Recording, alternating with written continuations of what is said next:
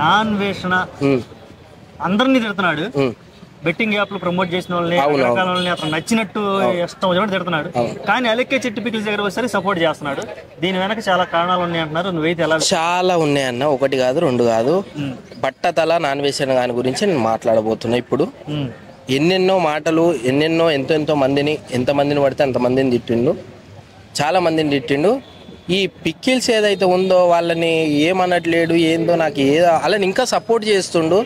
నాకు అది అర్థమైతే లేదు. అంటే వీళ్ళు క్రిస్టియన్స్ కదా, అంటే నేను అనుకున్నా అంటే క్రిస్టియన్స్ కదా వీళ్ళు, అంటే హల్లెలూయా దేవుణ్ణి నమ్ముకున్నారు కదా వీళ్ళు ఒకటే అని నేను అనుకున్నా. అందు గురించే నాన్వేషన్ సపోర్ట్ చేస్తుండు. సో వీళ్ళిద్దరు ఒకటి. సో వీళ్ళిద్దరు హల్లెలూయా దేవుణ్ణి నమ్ముతారు కాబట్టి వీళ్ళిద్దరు ఒకటి కాబట్టి అమ్మాయిని ఏం అనట్లేడు, ఇంకా సపోర్ట్ చేస్తుండు. ఇక్కడ ఇమ్రాన్ అన్నని తిట్టిండు, ఇమ్రాన్ అన్న ఫ్యామిలీని తిట్టిండు, బయాసని యాదవ్ని తిట్టిండు, వాళ్ళ ఫ్యామిలీ మ్యాటర్కి వెళ్ళి వాళ్ళని తిట్టిండు. ఇట్లా యూట్యూబర్లను తిడుతుండన్న. సెలబ్రిటీలు ఏమైందన్న? సెలబ్రిటీలని అమ్మలని అక్కలని తిడతలేడు. అంటే సెలబ్రిటీలు తిడితే వీడిని చంపేస్తారు, కాళ్ళలో చేతిలో తీసి దింగుతారు. అంటే వీళ్ళు చిన్నవాళ్ళు ఏం చేయలేరన్న. వీడు నాకు అర్థం కాదు. ఏం మాట్లాడతాడన్నా? చైనాకి వెళ్ళి నా భారతదేశాన్ని గురించి ఏదేదో మాట్లాడతాడన్నా. నాకు మస్తు కోపం వచ్చింది. ఇండియాకి వస్తే ముక్కల కింద నరికేద్దామన్నంత కోపం వచ్చింది నాకు తెలుసా. ఇండియా నుంచి వెళ్ళి వీడు చైనాకి వెళ్ళి వాళ్ళని చూసి నేర్చుకోవాలి, మనం చూసి నేర్చుకునే వాళ్ళు ఈరోజు అక్కడ చేస్తుండ్రు అన్నీ.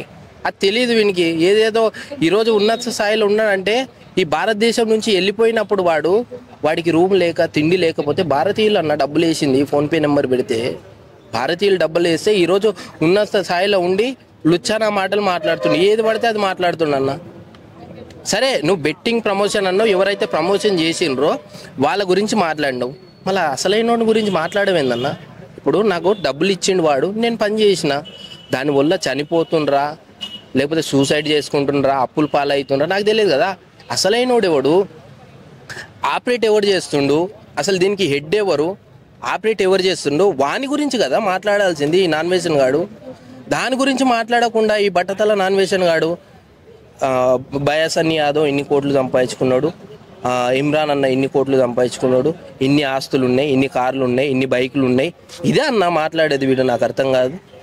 వాళ్ళకి ప్రమోషన్ చేసిన దానికి డబ్బులు ఇచ్చిండ్రు, అంటే పని చేసిన దానికి డబ్బులు ఇచ్చిండ్రు. సపోజ్ నువ్వు మైక్ పట్టుకొని వచ్చినావు వీడికి, నువ్వు క్వశ్చన్లు అడిగిన నీకు జీతం ఇస్తుండ ఆయన నెలకి. వాళ్ళు గీట వాళ్ళకి ప్రమోషన్ చేస్తే డబ్బులు ఇచ్చిండ్రు. అసలైనోడు ఎవడు, ఆపరేటర్ ఎవరు చేస్తుండో దాని గురించి మాట్లాడాల్సింది. దాని గురించి మాట్లాడితే నెక్స్ట్ క్షణం వీళ్ళు చంపేస్తారు. ఓకే, ఈ అలెక్కే చిట్టు పికిల్స్ వాళ్ళు బయటకు వచ్చి సారీ చెప్పారు. అయినా సరే ఇంతటితో ఆగిపోలేదు విషయం.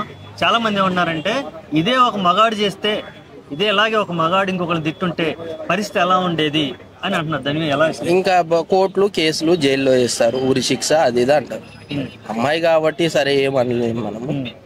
వాడు నాన్వేషన్ అడిగిట తప్పని చెప్పాలి, కానీ వాడిగిట వెనక్కి వేసుకొస్తుండంటే ఒక కులం వీళ్ళది, అంటే ఒక దేవుణ్ణి నమ్ముకున్నారు, హల్లెలూయా దేవుణ్ణి యేసుక్రీస్తుని నమ్ముకున్నారు వీళ్ళు.